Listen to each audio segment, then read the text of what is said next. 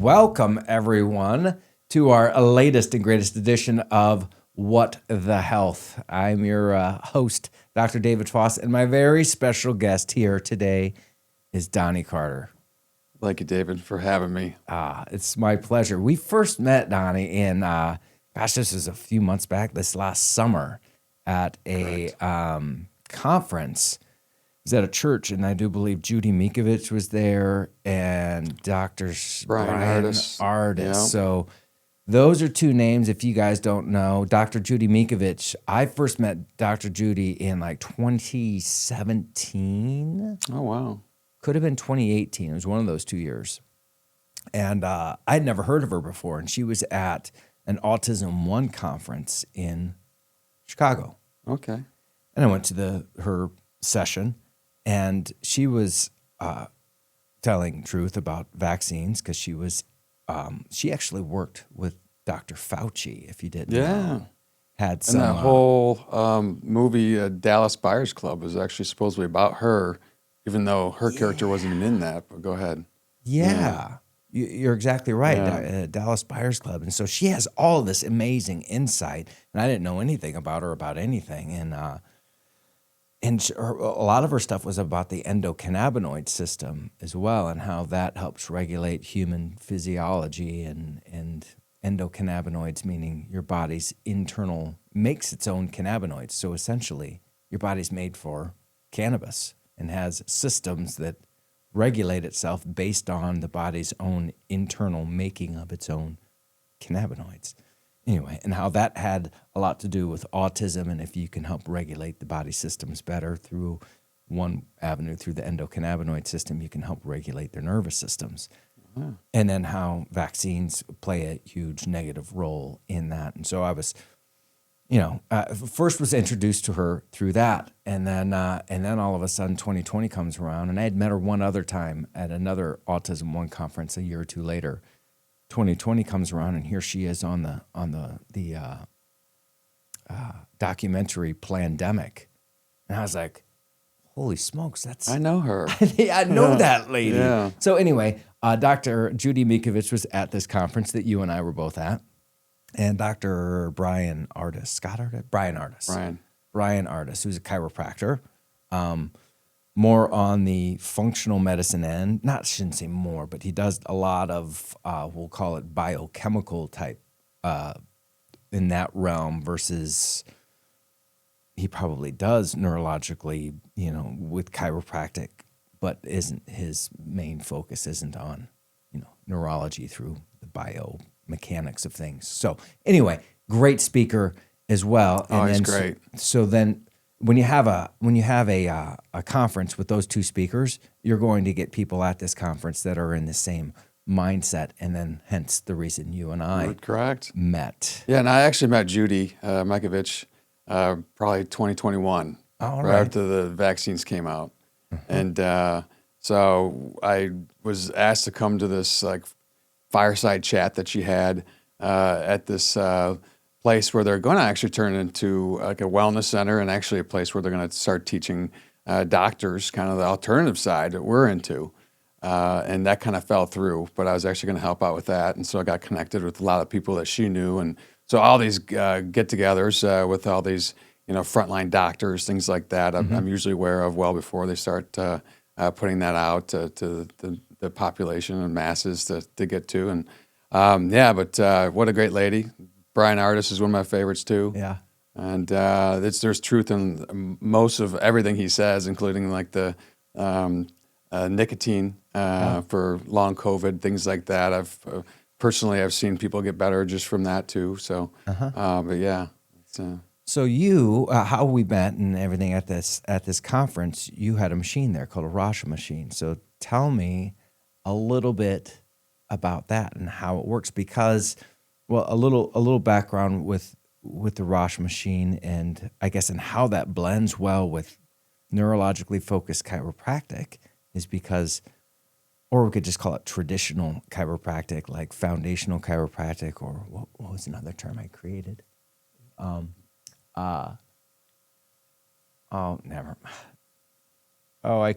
Oh, never mind. I can't remember the term. Well, when you make up your own words, you got to remember them. Yeah, exactly, right? I had it at the tip of my tongue. I coined this term, but I forgot it. Orthodox. Okay. I thought orthodox. I was like, orthodox is kind of a good word because it means traditional, original, orthodox chiropractic. Anyway, because chiropractic, its main principle was founded in 1895 with D.D. Palmer, and he says the foundational principle of chiropractic is based on tone. I didn't know that. Didn't realize that. Tone. And tone meaning neurological tone. And neurological tone is based on energy, frequency, vibration. Yeah. And that's essentially what the RASHA machine helps bring into coherence as well, is energy, frequency, and vibration. And it's this tone, this frequency and energy that flows through the nervous system. And if your nerve tissue, if the tone of the nerve system tissue is too taut and rigid, it's much like a guitar string that is tuned too tight. You're going to create sharpness, right? So with a guitar, you either have sharp or flat based on the tension of the strings. And the same thing holds true with your nervous system. Your nervous system's either going to run hot or flat based on the tension and tone of the nervous system. True. Yeah. And a lot of things are involved in that too. Emotions, things like that are maybe the root cause of it. Everything in life, really. Your emotions, your physiology, immunophysiology, neurophysiology, every physiology is a reflection of the tone of the nervous system. So if we can get the tone and the energy right, that's the base building block. That is the foundation then for your health. Wow. And what can we then do to enhance tone, to bring it back to a coherent resonance? Well, I'm glad you told me that. I learn things every day, and that's a good one about the tone and the origins of chiropractor. Yeah. Chiropractology, is that? Chiropractic. Yes. There you go. So the RASHA machine is a sound and scalar energy. Sound is king here in 3D, and scalar energy is more of a subtle energy, but influences your body more than anything else because your DNA is a coil. It's an antenna that sends and receives, and the language or energy in which that speaks is scalar energy. And scalar energy. Now, I did a little background on that because I've read it and I've seen it a handful of times, but I'm like, what is it? What differentiates scalar energy from, say, light or sound frequencies? How do we different? How do we? Well, it's tough to wrap your mind around, and especially mine. And I mean, I can tell you how it's described. Mm-hmm. But first, scalar energy is basically the underlying energy in the universe. From it, light, sound, information comes from. So it's the baseline of energy. So it's the thread of light or sound, and it's also potential energy. So it almost takes an observer to unlock a lot of it, right? Mm-hmm. But it's a longitudinal wave. So instead of like a sine wave, it's all kind of coming at you in a singular type of pattern. It's moving. It's and a holding energy. So it's almost like an AC alternating current where it's back and forth. It's similar to that, but it's not quite. My mind can't fully wrap my head around it, to tell you the honest truth. But in my mind, its simplicity is basically the underlying energy in the universe. Yeah. From it, everything else comes from light, sound, information. Yeah. Information, sound. What are the other waves that we all use? EMS, the 5G, the waves from your cell phone, anything that radio waves. Anything, any kind of energetic wave transmission, its base root or its more fundamental component would be the scalar wave. True. Yes. Almost like a stem cell of basically, of the energy. Stem cell can morph itself into anything, right? Right. So, true. That's how I look at it. Yeah, I think that would be a good analogy. The stem cell. Good. That is a good one. Of frequency. Huh. Yeah. And everything is energy. Yeah, and all everything's energy has frequency. Yes. And that tone that you mentioned too. I mean, that's key. I mean, I've been able to help people with one session, and I haven't been able to help other people for 10 or more sessions, and it's all because they can't either let go, surrender to the frequencies. They're kind of fighting it. Or their emotional code, underlying subconscious has got too many negative thoughts, beliefs, things like that simply just won't allow them to heal. Yeah. So it's as you know, healing's kind of a multiple avenues of emotions, of what you're putting in your body. I mean, they all kind of coincide, but I really do D.D. believe Palmer you're would call conscious. it our thoughts, traumas, and our toxins, our emotional stressors or vibrational stressors, chemical stressors, and physical stressors. And those come from all different avenues. Yeah. Well, you're much more articulate than I am on that. But true. Yeah. Yeah. So the RASHA machine then uses sound frequencies, right? Because I remember sitting in the chair. Yeah. So you put on headphones. So we're headphones, and I do like external speakers also. So you're getting the sound that way. Like binaural beats. Some of them have binaural beats, which obviously is your right and left ears are slightly different, but they're so close together that your brain wants to put them together. Hemisyncs your brain, your right and left hemisphere, gets into the parasympathetic mode, your autonomous nervous system, where all the magic happens. Yes. And so I only have a couple frequencies with that, but that's how I usually like to start sessions, with the binary beat frequency sets. And one of them is actually emotional trauma release. That has binary beats in it, and that's how I like to start all my sessions, no matter what the ailment is, because we all have that emotional trauma. I keep on coming back to that. And if you can let go of that, move the energy. I mean, your thoughts are electric, your emotions are magnetic. Yes. We're magnetic beings. Yes. And so those negative emotions can cause distortions in your field, your body, and allow things like pathogens in, or just blocked energy.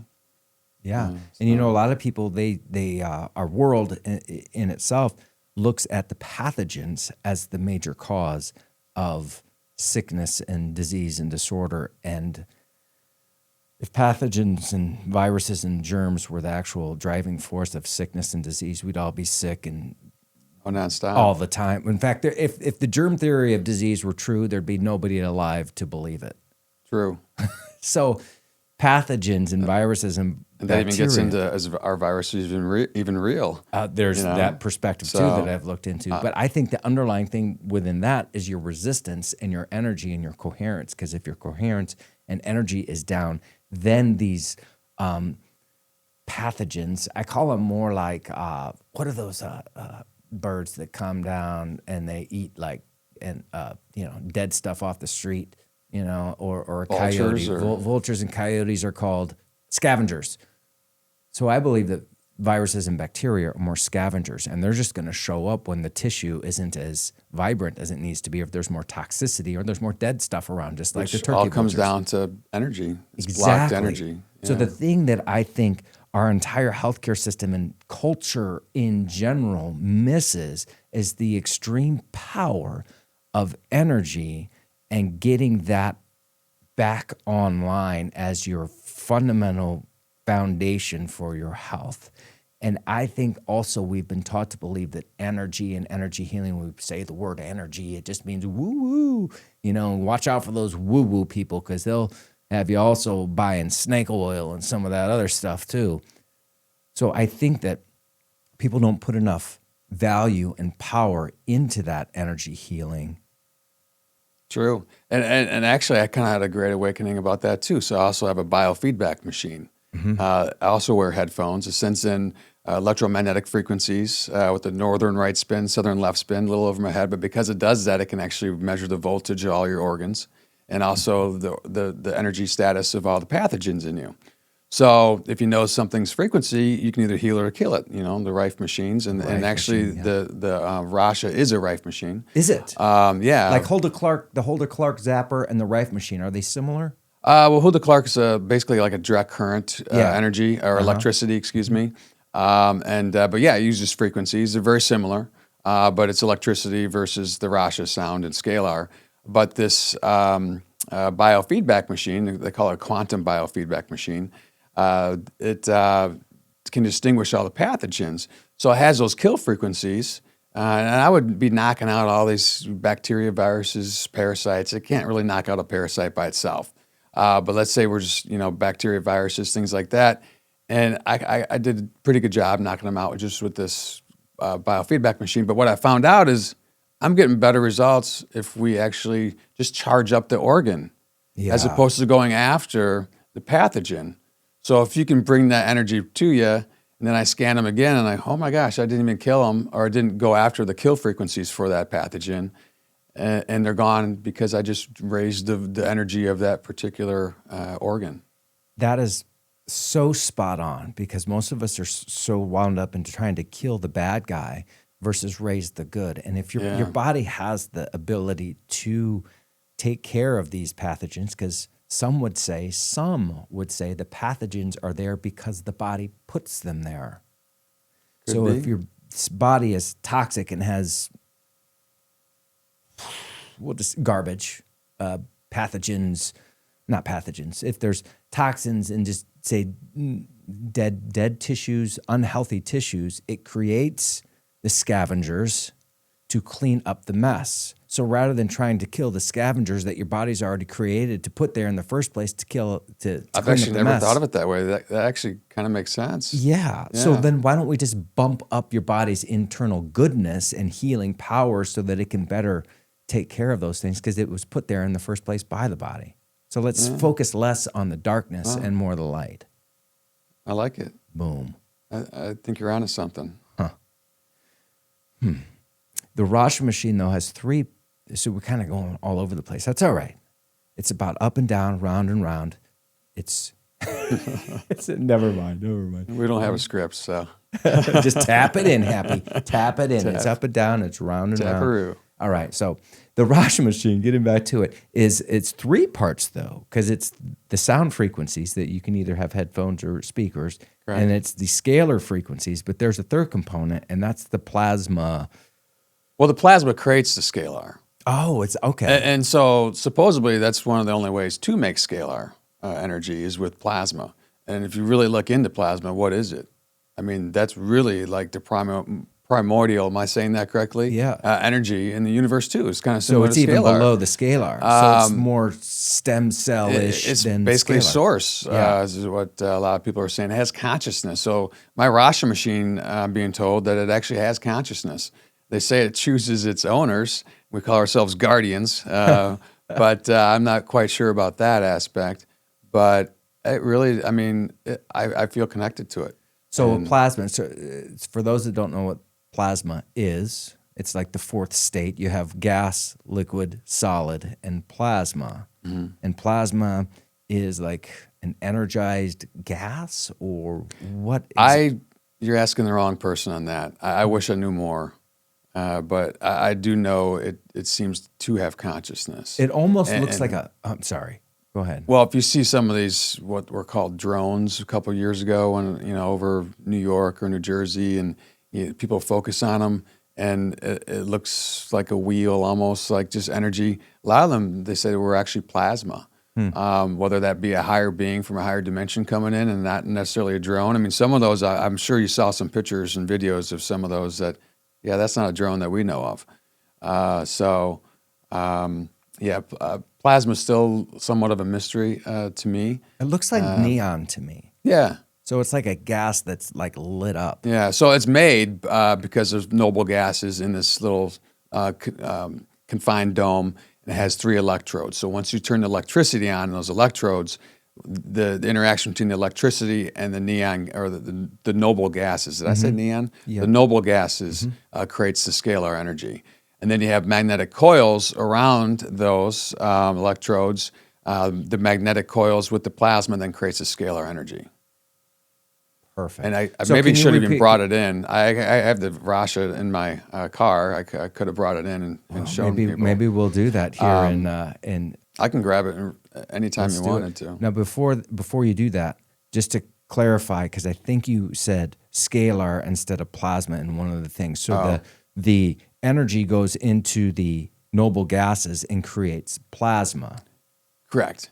And then the magnetic coils together with the plasma creates a scalar. Sorry if I had that backwards. Well, I think you accidentally said that the gas with the electricity creates the scalar wave. Yeah, no, it creates the plasma. Yeah, and then the magnetics around that create the scalar wave. Yeah. You know, what's funny is that going back just a little bit before we get the actual machine so people can see it is I like to go back to these founding fathers of chiropractic. D.D. Palmer was what was called a magnetic healer before he developed chiropractic, which a magnetic healer is someone that just takes the electromagnetic currents of the body, the healing, subconscious, whatever currents you want to say, and kind of redirects them. And it's so funny that we use these same terms today, and we've got these high-tech RASHA machines that are creating scalar waves and plasma and electromagnetic they're all doing fields. the same thing. It's all doing the same thing. Yeah. And D.D. Palmer was doing it with his own electromagnetic field.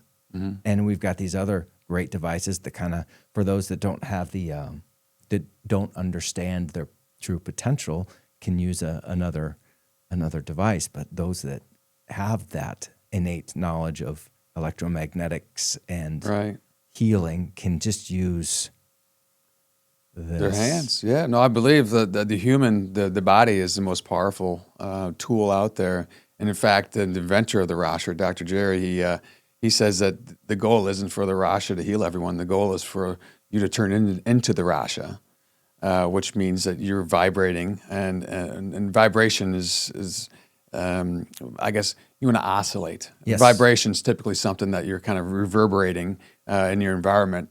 You're oscillating, you're creating your own frequency. Yeah. So to oscillate your own frequency to heal yourself, others, things like that. Almost like the RASHA machine is just whispering to you to say, here, remember. Yeah, exactly. Exactly it.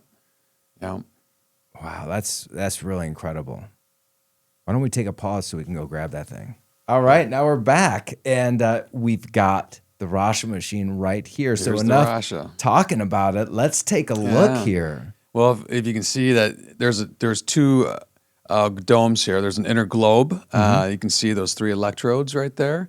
That's the red. No, so three electrodes are in the middle. And I don't know if I can move around, but those electrodes that are purple pink, and I think they look more like they're blue. The inner globe has noble gases in it. And those three electrodes, when electricity turns on, creates the plasma. So I think it looks more blue on the camera, but it does seem to be purpley pinkish normally.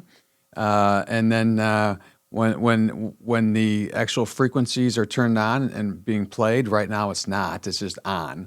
The three red circles that you see are toroidal coils, magnetic coils. When electricity goes through it, creates magnetic field. The magnetic field, together with the plasma, creates the scalar energy. Wow. Yeah. What's Tesla got to say about this? Well, I'm sure he had this and more. Yeah. Yeah. So, I mean, obviously, most of this is probably inspired by Tesla. Yeah, I think it was Tesla that said, if you want to understand the secrets of the universe, think in terms of energy, vibration, and frequency.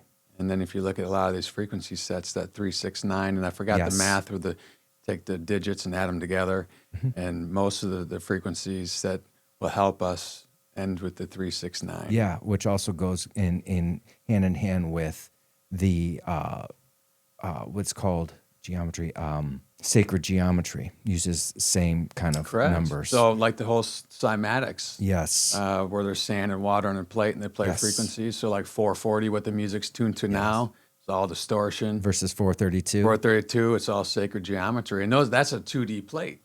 So, these are actually 3D geometries that are hitting us. Yes. So, yeah.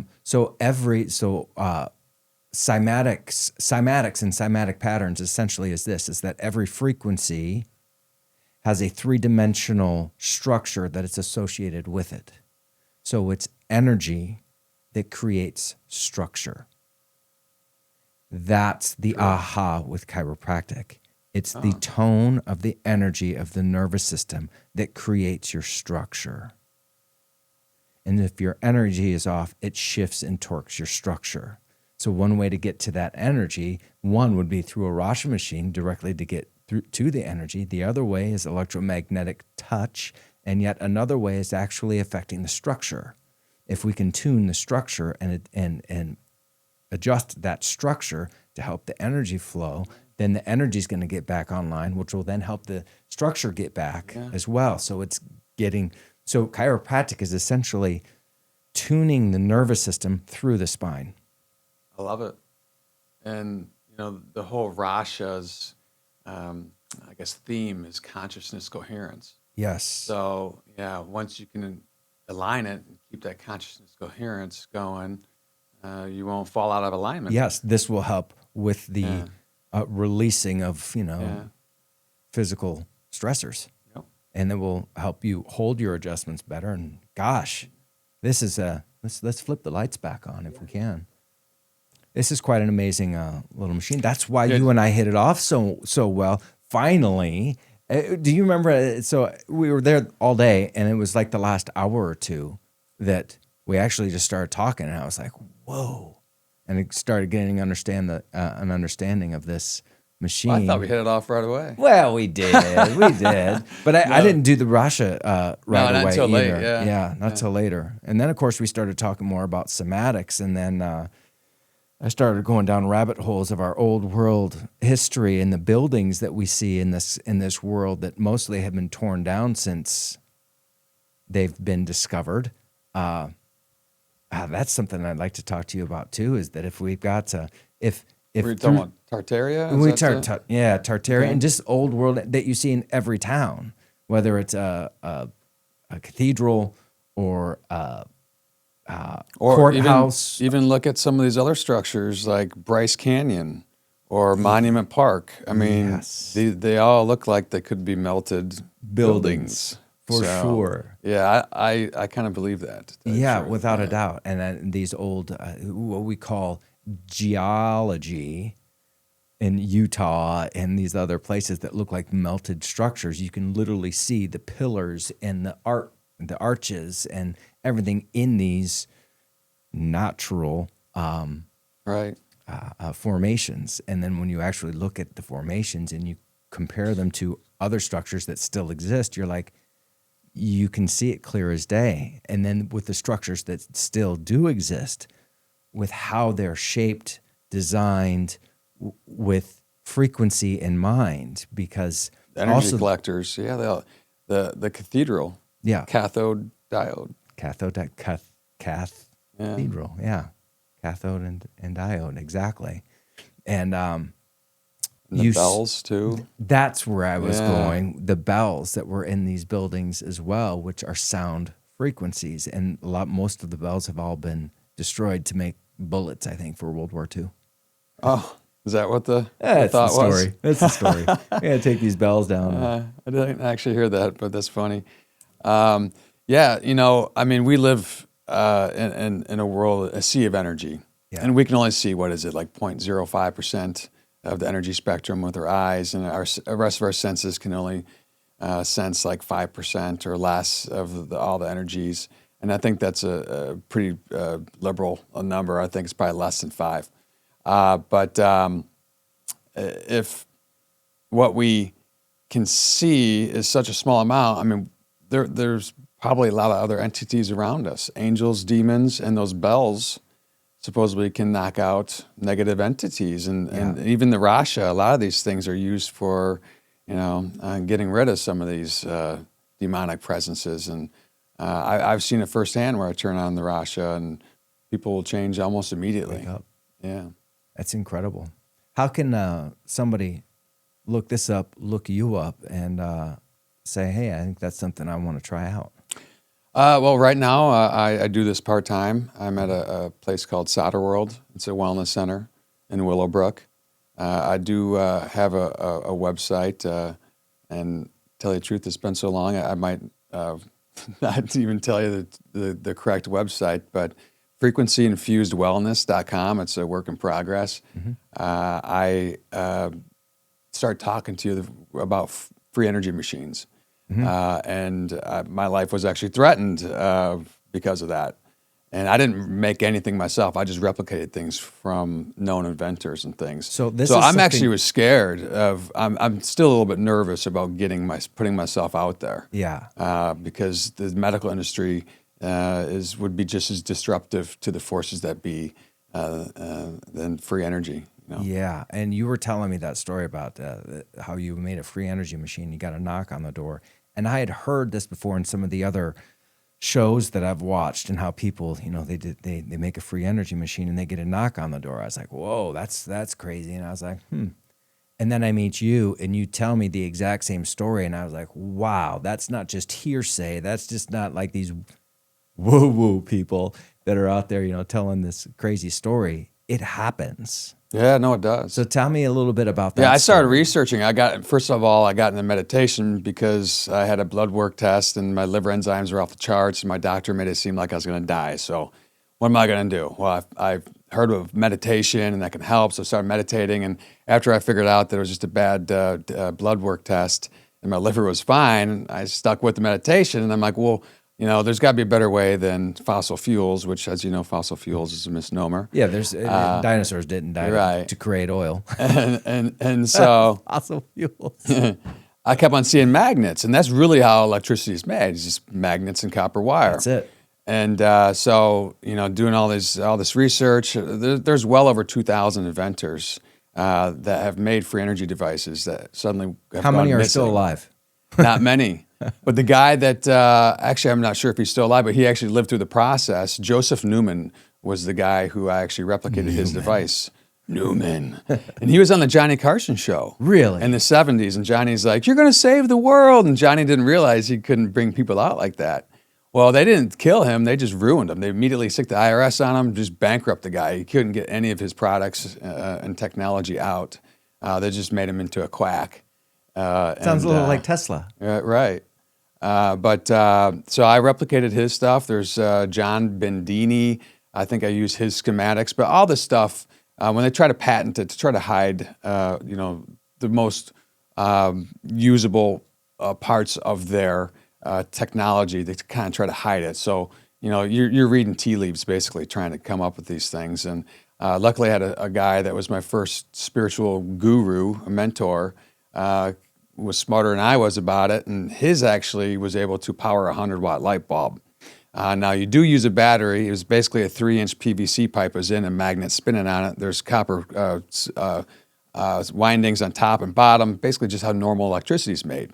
But we had capacitors, things like that. He had different capacitors in mine. Mine created a ripple through it that I was barely over unity.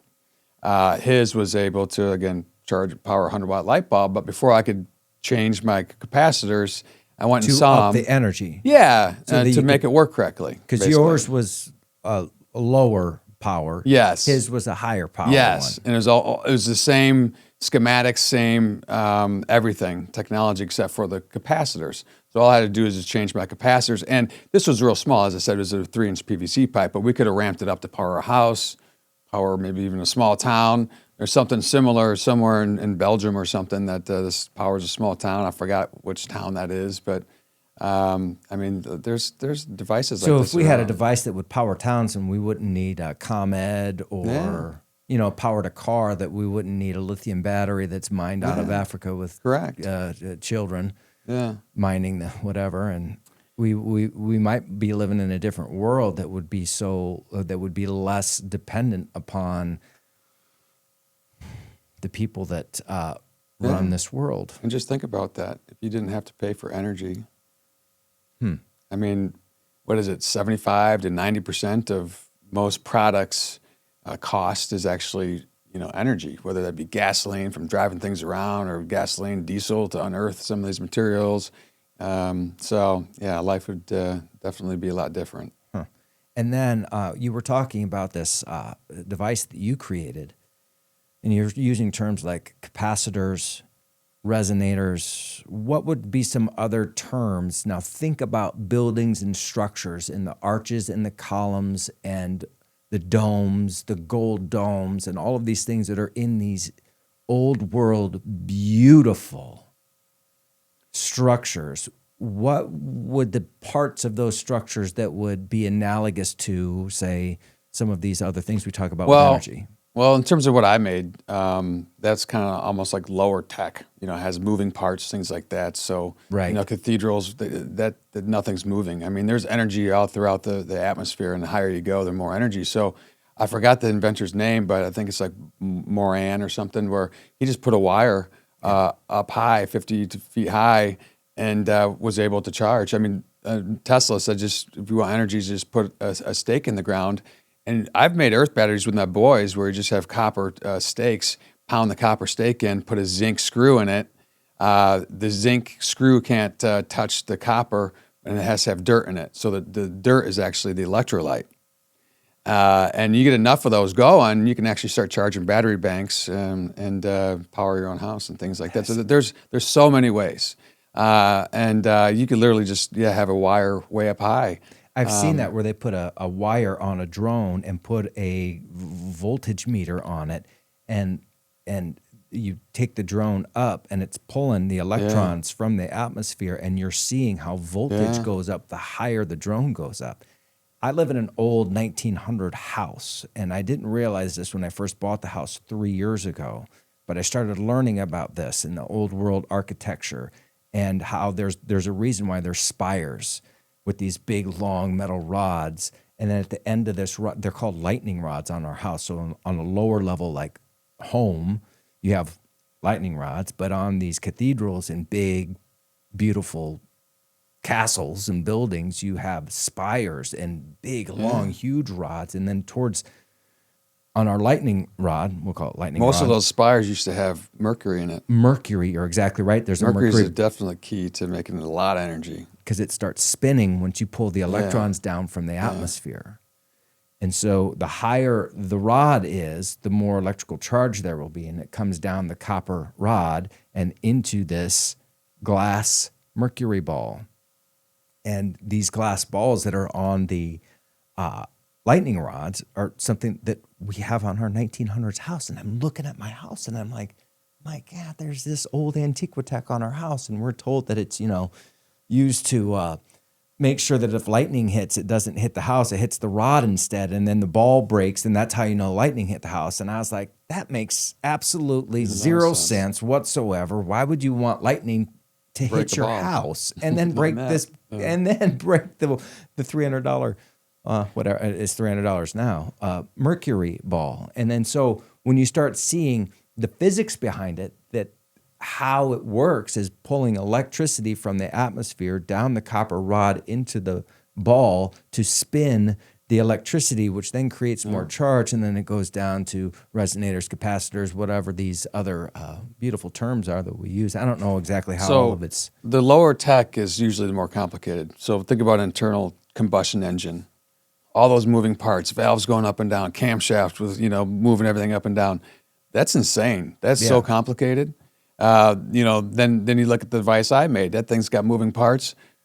The higher the tech, basically what it boils down to is geometry. So you've seen the new pyramid, the LiDAR of all those spires or tunnels, and then they have a spiral coil coming up it. And so pyramids, fire, middle, fire in the middle. It concentrates fire in the middle, or energy in the middle, not fire. And those were energy collectors. And then the base of it was a tesseract, so basically a square within a square. And it charged up those coils or whatnot going up to the pyramid, and then the pyramid actually collected it. So that's incredible. And then a lot of these pyramids we think are huge blocks, but I've seen where these huge blocks are essentially many bricks that make up one block, one big block. And then I start seeing the connection of bricks, because a lot of these old world buildings are either stone, a lot of them are brick. And I remember on our house, the basement is all brick, and you see the wire that goes from the lightning rod down. They call it the grounding wire, sure, but if it's that electricity is coming from the rod and going down the ball and then down these... They went through the bricks? Because a lot of those bricks actually were energy collectors too. Because they're energy collectors. Yeah, that's what I was depending on what they're made out of. Yeah, the red brick has iron in it, and that also not only houses and can hold electricity, but it can send a charge through it as well. And I'm thinking, these old houses, are they somehow then the wire from the roof going down to the ground into the basement, then going into that brick, somehow then charging up the house? No, I think that's what it did. Yeah, I think so too. And I'd like to reprogram that. What do they call it? Put it back together. Yeah. You got to figure out how it worked and re-engineer it. Re-engineer it. There we go. Yeah. Gosh.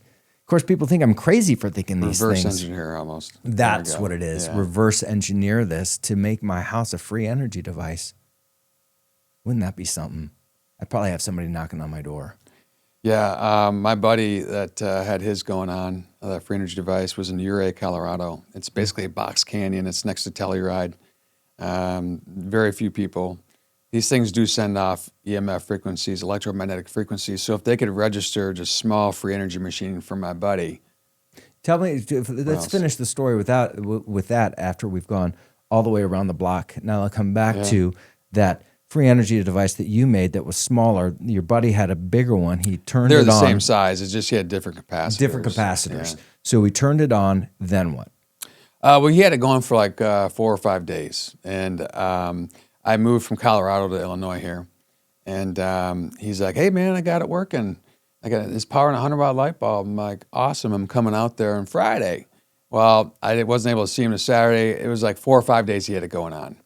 Spent the night at his house. When I left, I actually saw, it was just like Men in Black. And Men in Black, well, I think it came out a little bit later, but they had a Crown Vic and a guy with black suit. Maybe it was the same time because he described him as Men in Black showed up. And I literally saw this Crown Vic pull up next to his mailbox, across the street from his mailbox. And as I'm driving away. What color was the Crown Vic? It was, I saw it in my rearview mirror, and it looked like a dark gray. Okay. And he said it was a dark one. And, and by the time he went out there, it was kind of wintertime and around mountains. I think it was dark by the time he got his mail, like 5 o'clock or something. Mm-hmm. But the guy was wearing a dark suit and a thin, dark tie, just like the movies. Gosh. And he walks across the street, and my buddy's like, hey, can I help you? And he gets out of the car. He's like, yeah. Walks across the street, and he's like, you can turn that machine off and never turn it on again. My buddy's like, what are you talking about? He starts poking him in the chest. He's like, you know exactly the F I'm talking about. He's like, I don't want to come back. And consider yourself lucky. And I actually do, because all these inventors go missing. He's like, consider yourself lucky. He's like, turn it off, or else you and your family's lives are in grave danger. Don, he knew who I was, and his family's in grave danger. Don't turn it on. I don't want to come back. It'll get nasty. And so I literally just put all my stuff in a big, giant hockey bag, and threw it up in my attic. And I kept meticulous notes. And, this is all new to me. And everything I did differently, I wrote down. And what was left when I took out my hockey bag like 10 years later, my boys are 2 years old, they're 21 now, so this was 19 years ago. And all my notebook was gone. So Wait a minute. You put everything in a duffel bag before you left Colorado? No. This is while I'm here in Illinois. In Illinois. Well, right. I was doing this all in Tinley Park. And I just threw it in, a duffel bag, and it was an old hockey bag, and threw it up in my attic above my garage. And then you go back 19 years later? Yeah, well, I moved, and I pull it out, and I go look in it, and some things are missing that I knew was there, including my notebook. So I do feel that somebody even came in and took my notebook, even though I wasn't the brains behind the operation, my buddy was. But my buddy actually ended up dying of a heart attack. That's kind of a CIA type thing. About 3 years later, he had something called a GEET engine, G-E-E-T, where it has a bunch of tubes, basically a tube within a tube within a tube. So air goes in and out through these tubes, ionizing the air, and you could run it on air. And he made his lawnmower, a riding lawnmower that he turned into a GEET engine. And he died of a heart attack driving his GEET engine. And he actually lived pretty close to here. It's like a second home. He's from Illinois originally, but yeah. Oh my gosh. I also hear of natural health care docs that mysteriously get suicided or offed as well, those that speak out against the vaccine agenda and Big Pharma's agenda. And that's also, I don't want to say commonplace, but it has been documented. And so there's some powerful forces out there, not to scare anybody. I don't think they have the power they used to. I think we're in a great awakening. I think you're the same thought process, which is why I'm actually talking about this now. Yeah. But I think for sure there's a great awakening. I remember I've been on like a 30-year journey myself. And my first aha moment was understanding how chiropractic works, because I had no understanding of it whatsoever, had tendonitis real bad and allergies real bad, and started getting adjusted. Really long story short, started getting adjusted. My tendonitis goes away, my allergies go away, and I start getting straight A's in college. And I said, why the heck doesn't everybody know about this? Why didn't my mom know about this? Why is this so secret? And my chiropractor says, you're going to be saying that the rest of your life. Because I was thinking about being a chiropractor. Started working with this guy, get adjusted, knowing nothing about chiropractic. Again, God just kind of said, had somebody in my life that tapped on the shoulder, tapped on the shoulder. One little suggestion, not from God, it was from my brother's ex-girlfriend. And it was like, why was that person in my life? I don't ask questions. And I just thank God that person was in my life that tapped me on the shoulder, that started this process. Anyway, start getting straight A's in college. And I'm like, why doesn't everybody know this? And Dr. Abernathy says, you're going to answer that question for the rest of your life. And then during that time, before I left college, I started asking about his kids and school and vaccines or something. He's like, none of my kids are vaccinated. And I was like, what? And he tells me that story. And he's like, you're going to learn. Here's a book. Just start, and you'll start learning about that too. And I thought, well, if nobody taught me about this before and it worked with chiropractic, and he hasn't lied to me yet, why would he lie to me about this, about vaccines? And then I started reading, and it took it only takes this much scratching of the surface to begin to realize that it's a whole house of cards. You just want one little thing and it all topples over. You just got to ask the right questions, and you got to be freaking curious. Curious. You have to be open. And so that started 30-some years ago. But because of the vaccine thing, that is such a huge dogmatic belief system that is ingrained into us. And once I uncovered that and unveiled the scam behind that opened the door. And then that opened the door to big pharma in general, cancer industry, the whole 9 yards. It's the gateway. Then 2020 happened. And then I started learning about the Federal Reserve and the banking system. That was in early 2000s. That opened my eyes to a lot of things. And then 2020 happens, right? And that's when I started discovering this old world and how our history is not even close to what we've been told. And how is it that these cowboys on horse and wagon and donkeys somehow figured out a way to get pallets of bricks and stone and all of this stuff to create these magnificent structures with no excavators, no bulldozers, no heavy equipment, hammer and chisel, horse and wagon. With laser precision. And they built these structures, and all in the late 1800s in America, just magnificent. That would have to mean that every single person that came over on the boat was a magnificent, exquisite mason builder. Right. Nobody else. Everybody's just knows. In every state too. It's not just one. I mean, look, I just saw something in the Minnesota state Capitol, and this guy's going through, and it's like, I don't think in the early 1800s there's that many people or enough people in Minnesota to have created that. Every state, every county. Every county, because in Iowa, where I'm originally from, every county has a magnificent county seat, castle county seat. And they all are on the same time period. And it's like, there's just no way. There's no way. It's not physically possible. If you are open enough to disregard the garbage that we've been taught our entire lives, if you're curious and you actually have some objective reasoning skills. So, to back up to the vaccine, that's kind of the origin story why I have the RASHA. Mm-hmm. I kind of started putting the pieces together. I wish I never vaccinated my kids, but I did. I kind of woke up a little bit late. But in middle school, my son, I have twin boys, both were real outgoing, and all of a sudden, the last vaccines they got in middle school, one of them just completely fell off the deep end and became antisocial, and I'll guarantee it's from the vaccine. anyways, fast forward to 2021 when my sister made my mom get the vaccine. She ended up getting migraines, was sleeping like 20 hours a day, and then got a blood clot in her carotid artery. And I'm like, well, the only thing I can think of is these, frequency machines. And I was following Dr. Jerry Rivera DeGino, who invented the RASHA. I'm like, I got to get that for my mom. And so the frequency sets for the vaccine are inflammation, heavy metals, and nanotechnology. Nanotechnology. And so my mom said, on a scale of 1 to 10, first of all, she's one of the few people that's ever felt pain on the RASHA. But she's like, Donnie, on the scale of 1 to 10, it was an 11 for like 3 to 5 seconds. She's like, if I could have screamed, I would have. But right where her blood clot was, she audibly heard it and felt it. And again, it was a severe pain. But as soon as it came on, it left. And I was terrified. I thought she was going to stroke out. Yeah. And so I'm like, you can't move for like a week, And it turns out that no one's ever had any problems with it. It just slowly dissolved. So it kind of dissolved in about 2 weeks.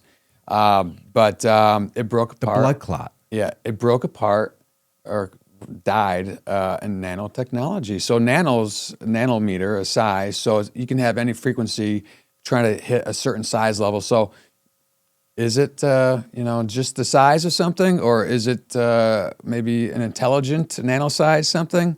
I mean, I don't really know. I feel like it is intelligent, trying to make some of these blood clots. Everyone's seen all these things they pull out of the people. The long, stringy. Yeah.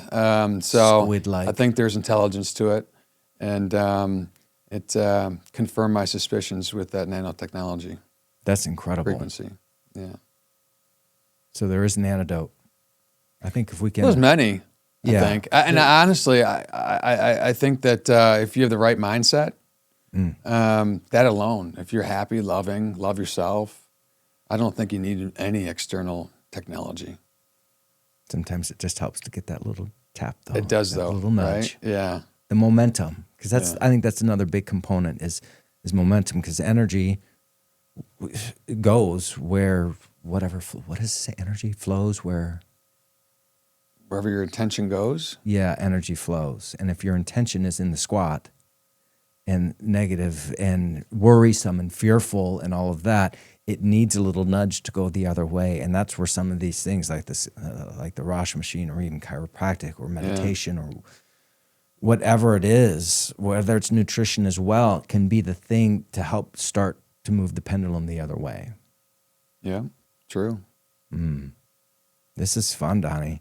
Now I'm glad that you're here, because now I get to talk about some of the things that I usually don't get to talk about, with like old history and the structures of buildings, or the structures of anything that helps resonate these electrical forces, because geometry is everything. What's that? Because you get it. Oh, okay. You get it. For too long. It's almost a prison when you're awake like this and know all these things, and people think you're crazy. And I get bored with the normal 3D talk. Hey, how the bear's going? Whatever. Yes. And so these are the things I get excited about too. Me too. Especially these last few years when I discovered, like I said, the absurdity of our given history, our spoon-fed history, and you start seeing other. You just have to be curious, like I said before. And once you get curious, man. Then once you see it, you can't stop seeing it. Every TV show, there's predictive programming. You name it. There's symbols and what have you. I mean, we really are being led. It's spoon-fed. Yeah, it is social engineering 100%. Yeah, and the funny thing is who are the engineers? Maybe the same people that are knocking on the doors for the free energy machines. Well, they're connected. Yeah, they are. Yeah. Wow. Well, this has been a fantastic conversation here. I'd like to have you at our office and kind of see if there's some people that would be interested. I'd love it. In this, maybe on a patient appreciation day or something like that, so that people can experience it and, and see it. And you can ramp this up and just have like speakers and do a whole auditorium full of people, or you can do headsets. I have up to 12 headsets. So you can put this in a whole auditorium, put the speakers on, and then this device does the whole It'll room. radiate through, I wouldn't say maybe, a huge, let's say, arena like a football stadium or a basketball stadium, but yeah, I could. Let's say like the Chicago Theater, something that's it should enclosed like that. Yeah, it that has resonance in it already because it's old world. True. Yeah. Just amplify it. Yeah. Yeah.